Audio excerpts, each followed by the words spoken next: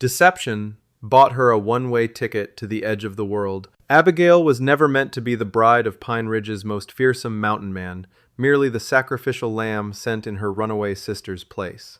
Yet, in the untamed Colorado wilderness, this forged destiny became her wild salvation. The air inside the Preston family's Boston townhouse was thick with the scent of burning paper and unadulterated panic. It was a miserable, rain-swept evening in the autumn of 1881, and the grand illusion of Josiah Preston's wealth was finally collapsing in on itself. Once a titan of the eastern shipping industry, Josiah had gambled his fortune on a series of disastrous railroad investments, leaving his family on the absolute brink of utter destitution. 24-year-old Abigail Preston stood in the doorway of her father's mahogany-paneled study, her sensible gray wool skirts damp from the storm outside. She was not the jewel of the family. That title belonged to her younger sister Charlotte, a 20-year-old vision of spun gold hair, porcelain skin, and a capriciousness that their father had indulged since the day she was born. Abigail was the practical one, the daughter with muddy brown hair and an overly serious demeanor, who managed the household accounts while her sister danced at cotillions. But tonight, the house was deadly quiet. Charlotte was gone. "She left this on her vanity," Josiah snarled, slamming a crumpled piece of perfumed parchment onto his desk. His face was a mottled, dangerous shade of purple. "Run off with that penniless riverboat gambler, Arthur Sterling.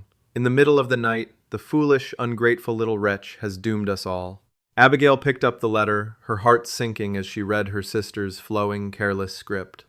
Charlotte had fled to New Orleans, refusing to honor the arrangement their father had painstakingly brokered to save them from ruin.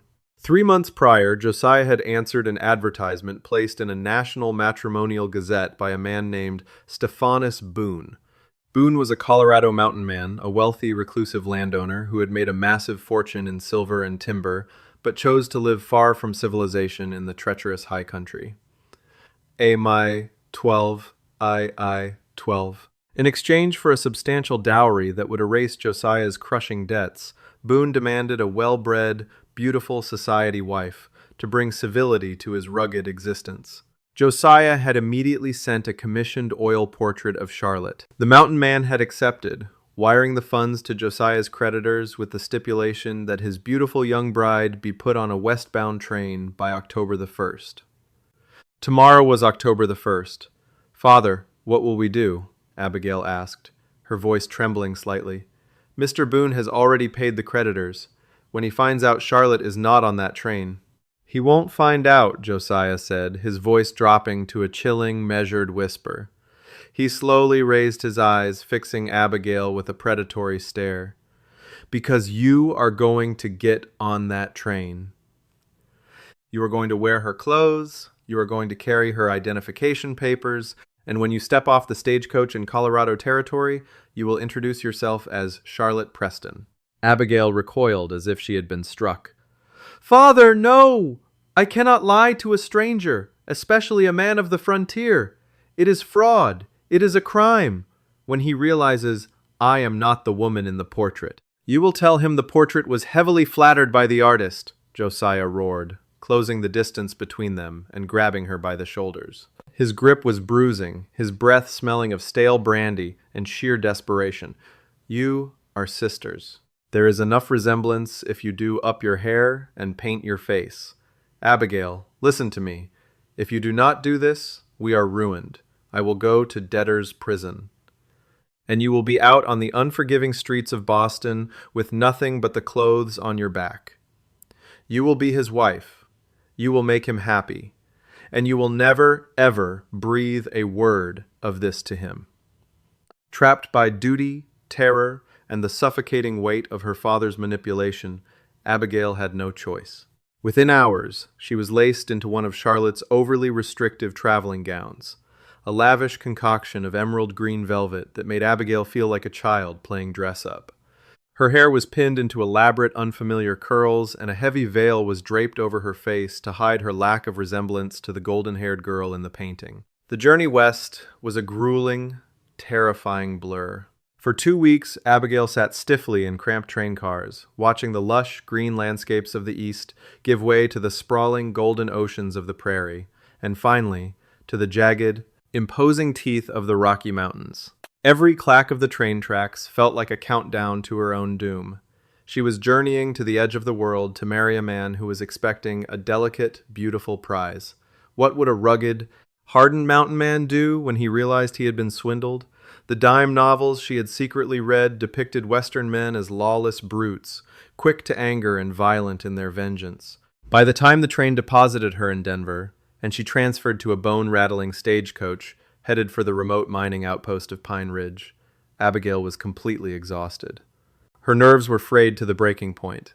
The stagecoach pitched and rolled along a treacherous mountain pass, the air growing thinner and colder with every mile. As the sun began to dip behind the snow-capped peaks, casting long, bloody shadows across the rugged terrain, the coach finally ground to a halt in a cloud of thick, choking dust. "Pine Ridge!" the driver bellowed, banging on the roof of the coach. "End of the line, miss!" Abigail's heart hammered a frantic rhythm against her ribs. She gathered her reticule, her hands shaking so violently she could barely grasp the handle, and prepared to meet her terrifying fate. The town of Pine Ridge was little more than a violent gash in the wilderness, a muddy street lined with rough-hewn timber buildings, saloons, and an assayer's office. The wind howled down from the peaks, biting through the absurd emerald velvet of Abigail's borrowed gown. She stepped down from the stagecoach, the heavy veil still covering her face, clutching a small leather-bound trunk that contained her sister's extravagant trousseau. A few rough-looking prospectors paused on the boardwalk to stare at the out-of-place Eastern aristocrat, but they quickly averted their eyes and scurried away when a massive figure detached himself from the shadows of the livery stable. Abigail stopped breathing. The man striding toward her was nothing short of a giant. Stephanus Boone stood well over 6 feet tall, with shoulders as broad as an ox yoke. He wore a heavy buckskin coat lined with wolf fur, dark denim trousers, and scuffed leather boots. A thick, dark beard obscured the lower half of his face, but his eyes, a striking, piercing shade of flinty gray, were entirely visible beneath the brim of his weathered Stetson. He moved with a quiet, predatory grace that belonged to the wild predators of the forest, entirely unbothered by the biting cold. He stopped a few feet from her, towering over her trembling frame. The scent of him, wood smoke, pine needles, and clean, cold mountain air washed over her. "You, the Preston girl?" His voice was a deep, gravelly rumble, like boulders shifting deep underground. Abigail swallowed the dry lump of terror in her throat. "I am," she squeaked, before clearing her throat and trying to channel her sister's haughty confidence. "I am Charlotte Preston. Mr. Boone, I presume?" Stephanus did not offer a polite bow or a word of welcome. He merely stared at the thick veil covering her face for a long, agonizing moment. "Stagecoach is late. Reverend Cobb is waiting at the magistrate's office. We have a 3-hour ride up the mountain before the snow hits, so we are doing this quickly." There was no romance. There was no courtship. Within 15 minutes, Abigail stood in a dusty, dimly lit room, smelling of stale tobacco and ink, repeating vows in front of a half-drunk justice of the peace. When Reverend Cobb prompted her for her name, the lie felt like broken glass on her tongue. "I, Charlotte Elizabeth Preston, take thee, Stephanus." When it was time to sign the marriage certificate, Stephanus finally stepped close to her. He reached out with a massive, calloused hand, his fingers completely engulfing hers as he handed her the pen. Abigail signed her sister's name, her handwriting jerky and unnatural. She waited for him to demand she lift the veil for a kiss, but Stephanus merely took the document, folded it into his coat, and picked up her trunk as if it weighed nothing at all. "My wagon is out back," he grunted. "Let's go." The ride up the mountain was a masterclass in silent endurance. The heavy wagon, pulled by 2 massive draft horses, jolted violently over the rocky, near-vertical trail. Abigail clung to the wooden bench, the emerald velvet dress snagging on splinters. She desperately wanted to lift her veil to see the sheer drop-offs and towering pines, but she was terrified of his reaction. As they climbed higher, the temperature plummeted, and the first flakes of a brutal high-country snowstorm began to fall. Stephanus drove the horses with expert precision, his jaw set, his eyes constantly scanning the dark tree line. He didn't speak a single word to her for over 2 hours. Finally, they broke through a clearing, and Abigail saw it, a massive, Sprawling log cabin built seamlessly into the side of the mountain. It was fortress-like, with thick stone chimneys bellowing welcoming smoke into the dark sky.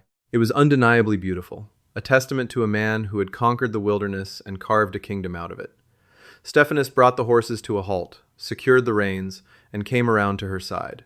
He reached up, grasping her waist with both hands, and lifted her down to the snowy ground with effortless strength. He ushered her quickly through the heavy oak door.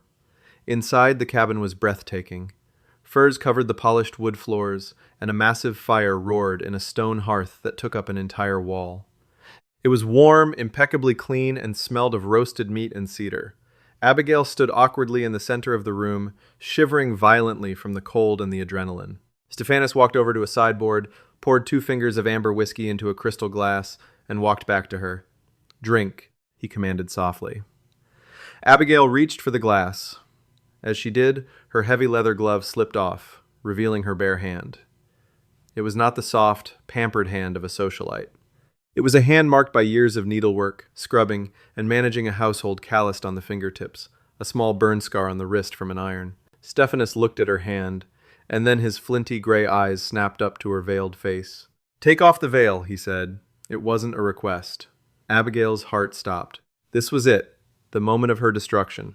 With trembling fingers, she reached up and unpinned the heavy netting, letting it fall to the floor. She squeezed her eyes shut, bracing for the explosive anger, the shouting, the demand for his money back. She waited for the beast of the mountain to strike her down for the monstrous fraud she had committed. Instead, there was only silence. Slowly, Abigail opened her eyes. Stephanus Boone was looking down at her, his expression unreadable. He took in her plain, tired face, her muddy brown hair escaping from its tight pins, her dark, terrified eyes. He looked at the absurd, ill-fitting velvet dress and then back at her face. "I can explain," Abigail stammered, tears finally spilling over her lashes. "The portrait. My father. I am so sorry, Mr. Boone. You can stop trembling, Abigail," Stephanus interrupted, his deep voice suddenly devoid of its harsh edge. Abigail froze, the breath completely knocked out of her lungs. "What did you call me?" Stephanus took a step closer, towering over her, yet somehow the menace had vanished from his posture. He reached out, his rough thumb gently brushing away a tear that had fallen down her cheek. "I called you by your given name, Abigail Preston," Stephanus said quietly, the firelight dancing in his gray eyes. "Charlotte ran off with a gambler named Sterling 3 days before your train was set to depart. I know your father threatened you with destitution to put you on that train in her place." Abigail stared at him, her mind completely shattered by the impossibility of his words. How could you possibly know that? You live at the edge of the world." A slow, wry smile touched the corners of Stephanus's mouth beneath his heavy beard. "I may live in the timber, Abigail, but I am not a fool. When a man pays $50,000 for a bride, he ensures his investment is sound. I hired the Pinkerton Detective Agency to keep a close eye on the Preston household the moment your father agreed to the match." Abigail's knees felt weak. She swayed slightly, and Stephanus instantly caught her by the elbows, steadying her. "You knew?" she breathed, staring up at him in shock. "You knew she ran away? You knew I was coming instead? Why? Why didn't you stop the train? Why did you marry me today at the magistrate's?" Stephanus looked down at her calloused hands, then back up to her wide, astonished eyes. The intensity of his gaze made her breath hitch. "Because, Abigail," the mountain man murmured, his voice dropping to a rough, intimate whisper, "I read the Pinkerton reports. I read about the spoiled, petulant girl in the portrait, and then I read about her older sister, the one who held the family together. The one who stayed up late balancing the ledgers, who nursed the servants when they were sick, who sacrificed her own happiness for a father who didn't deserve her." He stepped even closer, his sheer proximity wrapping around her like a heavy, protective blanket.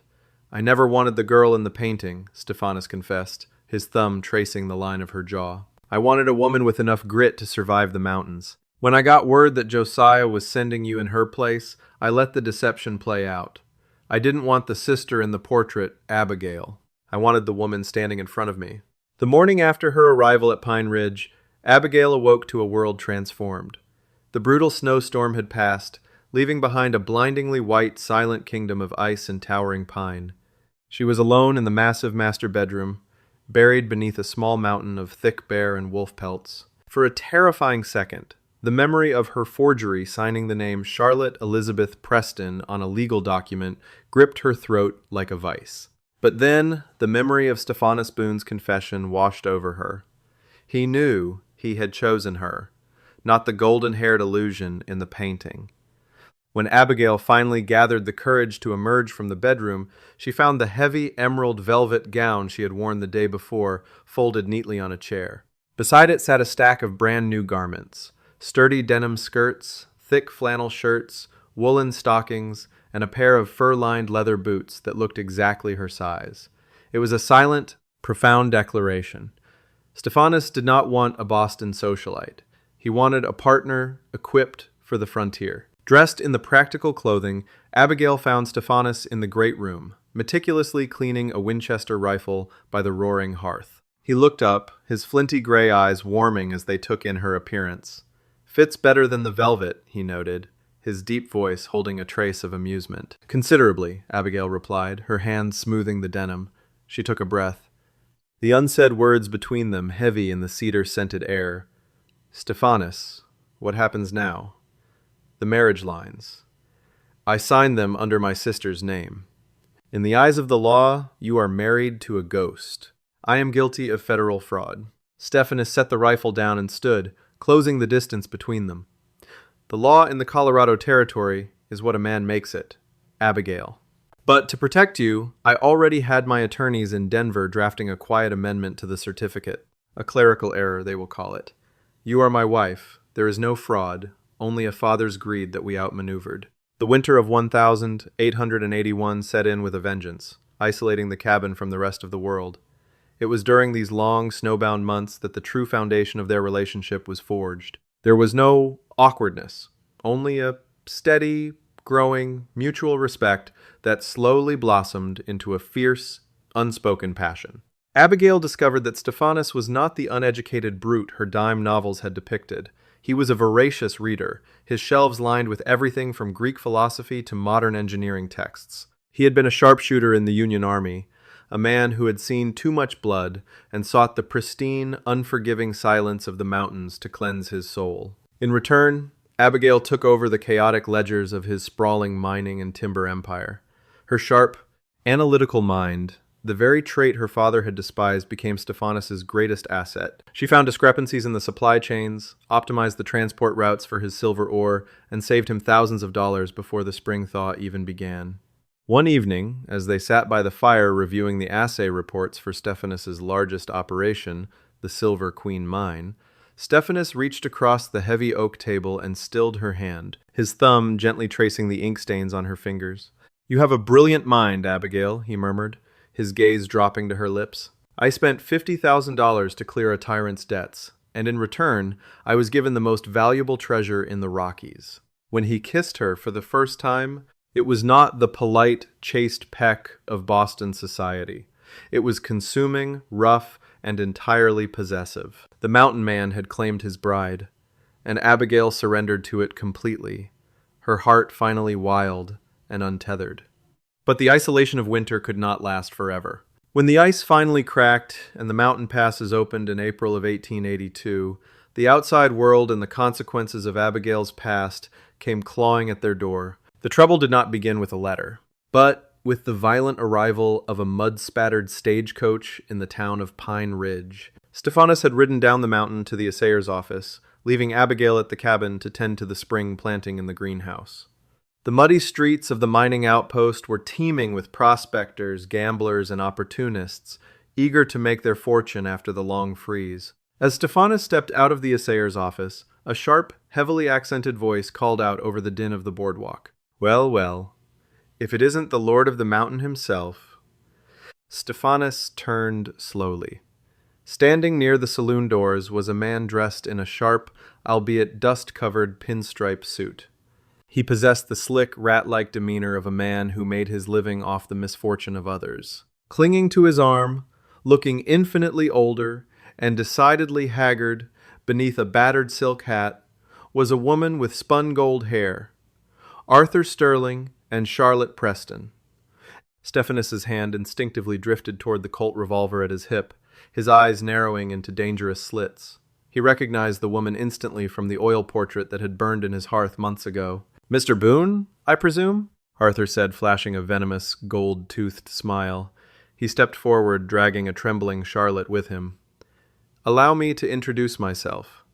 I am Arthur Sterling, and this is my lovely wife, Charlotte, the real Charlotte." Stephanus did not flinch. "I know exactly who you are, Sterling. The Pinkertons had you pegged as a two-bit riverboat grifter 6 months ago. State your business in Pine Ridge or get back on that coach before I have the sheriff throw you in the lockup for vagrancy." Charlotte suddenly stepped forward, tears pooling in her wide blue eyes. The capricious fire that had once defined her was entirely extinguished, replaced by a desperate, hungry glint. "Stephanus." "Please," she begged, her voice trembling. "My father is ruined. Arthur lost everything at the faro tables in New Orleans. We have nothing. I know my father sent Abigail in my place, but I am the woman in the portrait. I am the one you paid for." Stephanus looked at the woman who had caused his wife so much pain, feeling nothing but a profound icy disgust. "I paid for a wife, Mrs. Sterling, and I received one. The best woman I have ever known. You are nothing to me."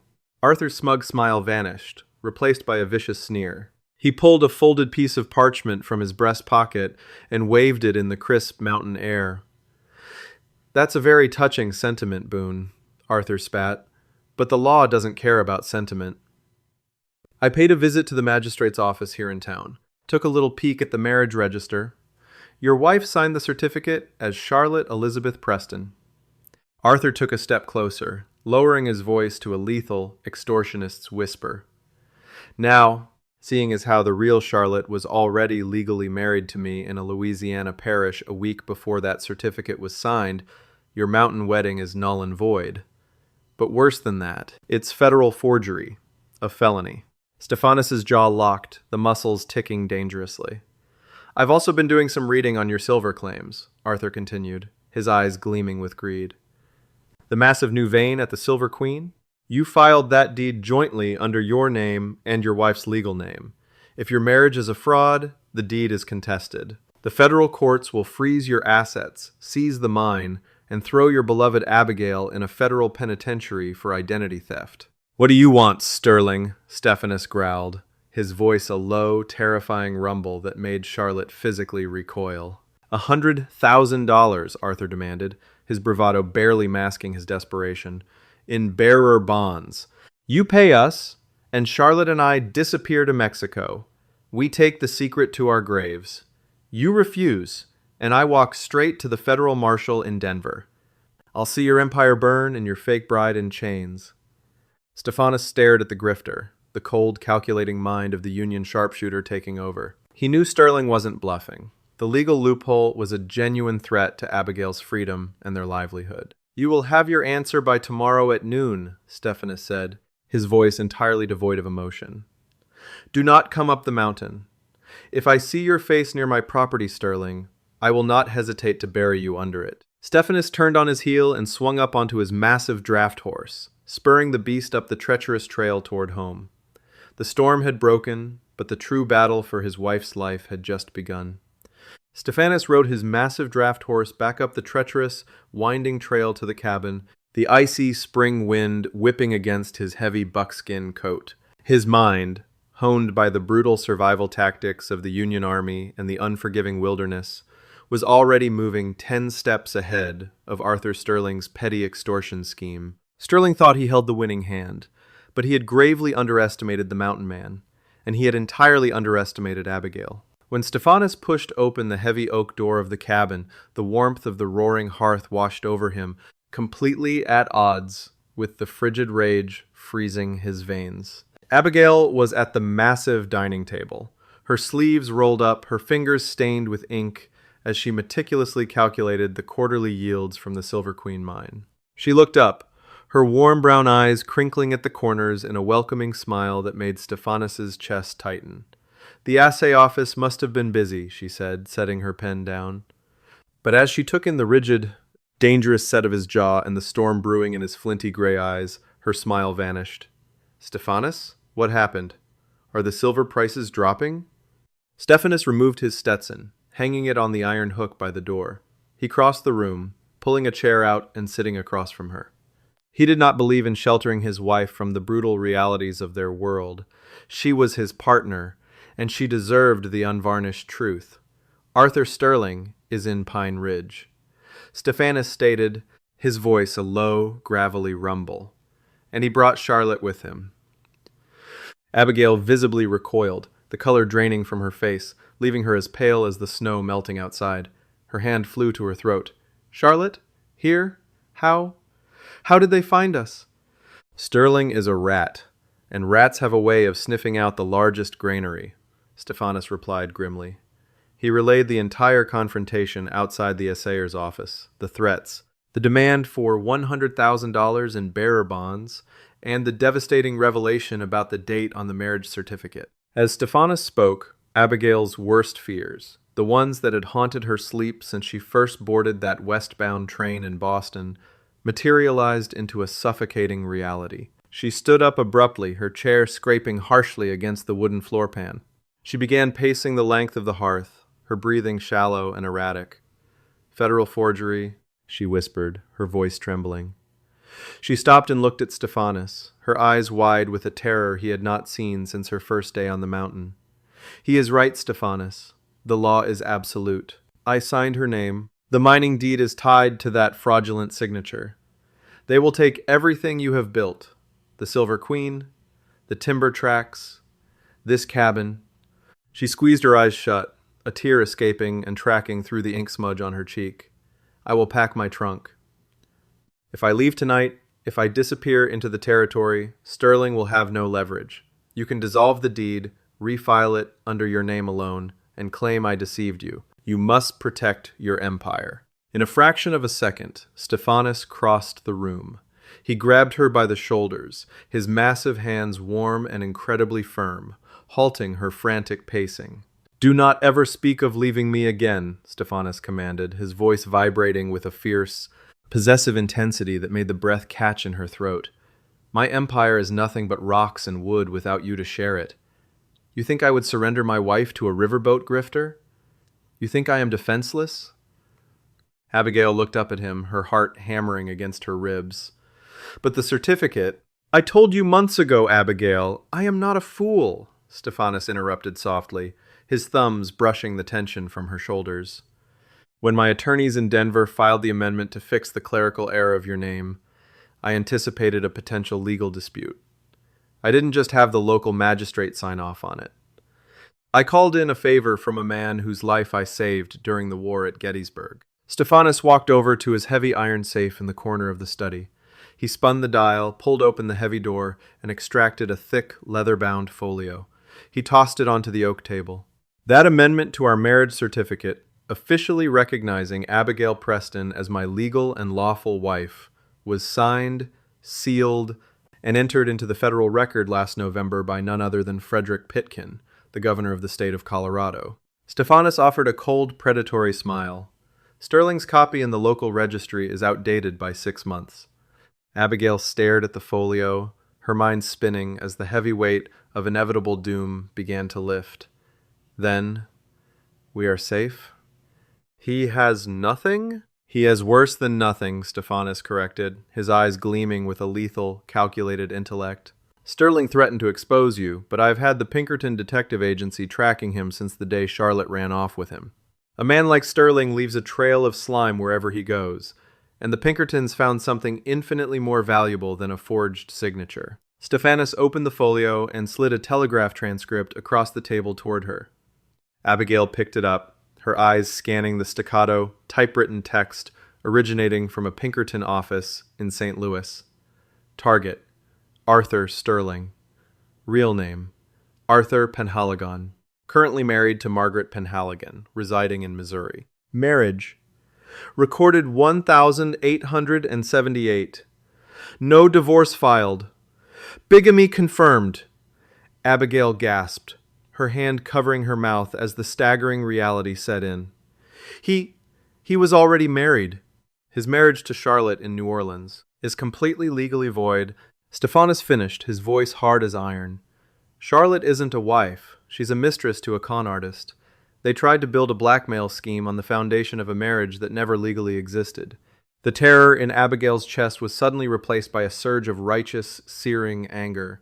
Her sister, the golden child who had abandoned her family to ruin, forcing Abigail into what she thought was a terrifying sacrifice, had the audacity to track her down to the edge of the world, to steal the life Abigail had bled to build.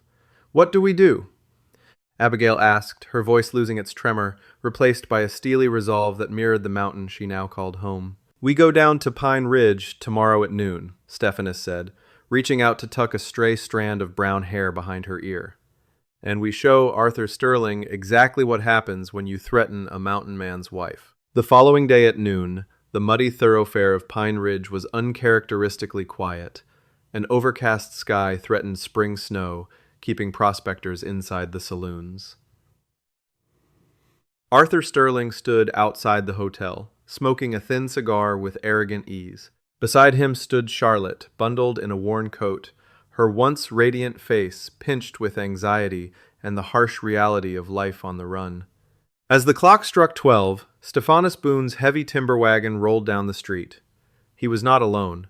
Sitting tall beside him was Abigail. Clad in sturdy denim and a tailored wool jacket, she looked formidable and entirely in her element. Riding behind the wagon were Sheriff Behan and a stern man in a bowler hat. Stephanus halted the horses and helped Abigail step down. They stood shoulder to shoulder, a united front against the grifter.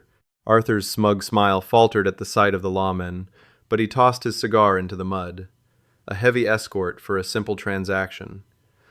"Boone, I hope you brought the bonds." "I didn't bring your money," Stephanus replied, his gravelly voice cutting the freezing air.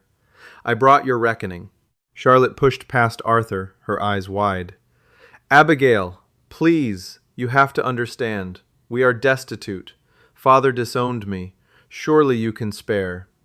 "Silence, Charlotte," Abigail commanded. The unbreakable authority in her voice shocked her sister into silence. Arthur sneered. "Fine. Play the martyr. I will go to the federal marshal right now. I'll have the deed contested before sundown, and you will be sitting in a cell for forgery." "You won't make it to the telegraph office," the man in the bowler hat stated. He stepped his horse forward, flashing a silver badge. "Agent Miller, Pinkerton Detective Agency. And I believe you are mistaken about who is going to a cell, Mr. Penhaligon." Arthur froze, all color draining from his face. "What did you call me?" Stephanus tossed a manila envelope onto the boardwalk at Arthur's feet. "Your marriage to Charlotte is a sham, Arthur. You have a wife in St. Louis. That makes you a bigamist. And the certificate you threatened to expose was legally amended and ratified by Governor Pitkin 6 months ago. Abigail is the sole, lawful owner of half my empire."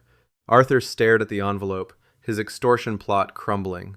Panic flared in his eyes. With a desperate snarl, he drew a silver derringer from his vest. Before he could level the barrel, Stephanus moved with terrifying speed. His Winchester rifle fired in a single motion. Crack.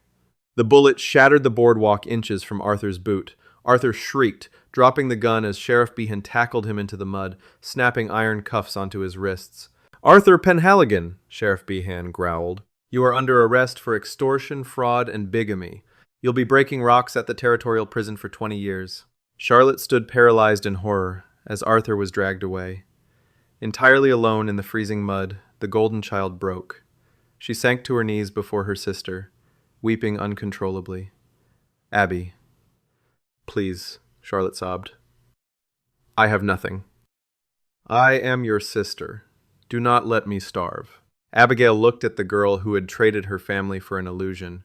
She felt no triumph, only profound sorrow. She withdrew a leather pouch containing $50 in gold and a train ticket, dropping them before Charlotte.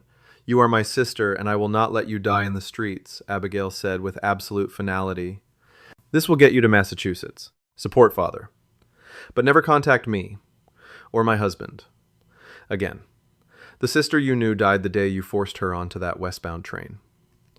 Charlotte gripped the ticket, nodding brokenly.